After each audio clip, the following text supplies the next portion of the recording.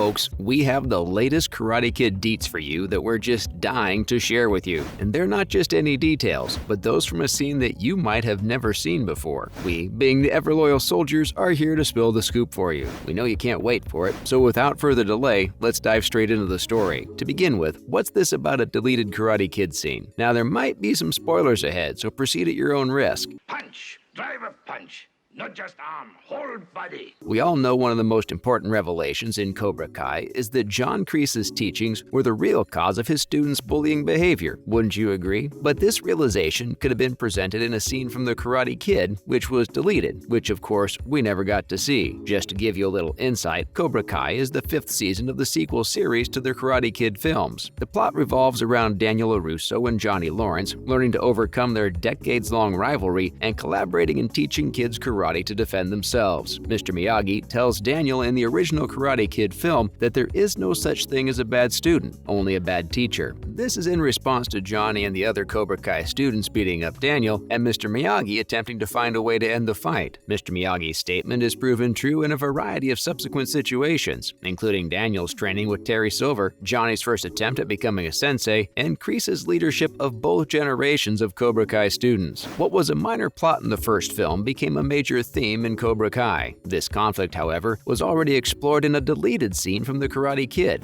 Now let's learn more about that. We gathered up our sources to give you all the teeny tiny details. In this deleted scene, Johnny hands Daniel his registration form for the All Valley tournament and threatens him. Daniel asks Johnny to explain his bullying as he begins to walk away. I'm gonna forget my promise and rip your teeth out.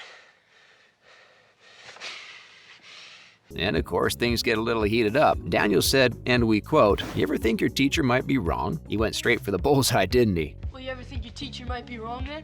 After Johnny storms out, Daniel looks after him with concern and pity. This demonstrates that even back then, Daniel took Mr. Miyagi's lesson to heart and understood that Johnny wasn't to blame for his violent demeanor. Kreese was the name. Next, did you know Daniel tried to warn Johnny about Kreese's teachings? John Kreese's status as a bad teacher has since been confirmed in Cobra Kai. Daniel tells Johnny early on in the show that he doesn't blame him for anything that happened back then because he knew it was all Kreese and Cobra Kai's fault. And that's not all, folks. Daniel also wonders why Johnny would bring back Cobra Kai lessons after nearly being killed by his own sensei during the 1984 tournament. Sweep the leg.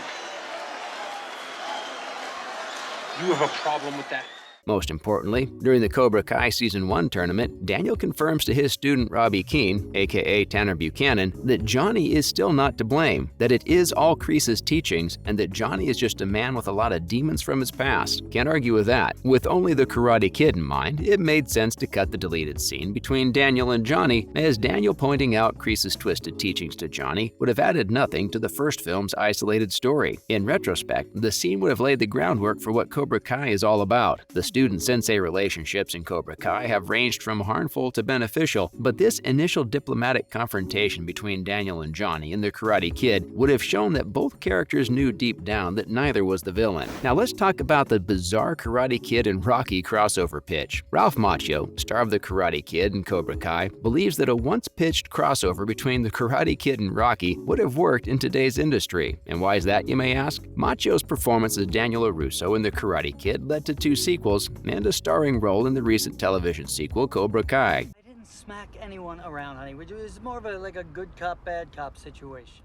The 1984 action drama film was heavily based on the underdog trope and served as inspiration for many subsequent movies and television shows. Both series have a shared history. Director John G. Avildsen directed Rocky, Rocky V, and the first 3 Karate Kid films. The Karate Kid is a classic underdog story that follows Daniel, the new kid in town who's constantly bullied by Johnny Lawrence and his friends from the nearby Cobra Kai dojo. Daniel gains the strength and courage to confront his Cobra Kai bullies after befriending and beginning to work with the unassuming Mr. Miyagi, who is later revealed to be a martial arts master. The 2 sequels of this hit film have a similar premise, with Mr. Miyagi continuing to train Daniel as he deals with other bullies and enemies using the skills he has learned. Cobra Kai, the sequel television show, premiered in 2018 and follows Johnny almost 35 years after he was defeated by Daniel as their rivalry is reignited. We're seriously judging you if you haven't seen it already. Coming up, let's learn more about that. In an UPROXX interview, Macchio explained the premise of the never-made made the Karate Kid and Rocky crossover film, saying that the writers were ahead of their time based on what he's seen in the current movie industry. This crossover premise, according to Macchio, was both original and would have worked well. With the return of the Rocky and Karate Kid characters, Macchio understands that there is a desire to see more of these characters. About this, Macchio said that they both have troubled children and they meet somewhere between Philadelphia and Newark. That one was mentioned because it came from legitimate writers. We like that example because it reminds me of Batman and Superman dancing the tango today. With multiverses and spider-verses, you can do anything, so it was almost ahead of its time, even if it didn't make sense at the time. With that all being said, it's finally time to address the elephant in the room. Next, could a Rocky and Karate Kid crossover work today? Because both Rocky and the Karate Kid are films about the underdog, they have a lot in common that could be expanded upon in a sequel. Based on the original pitch,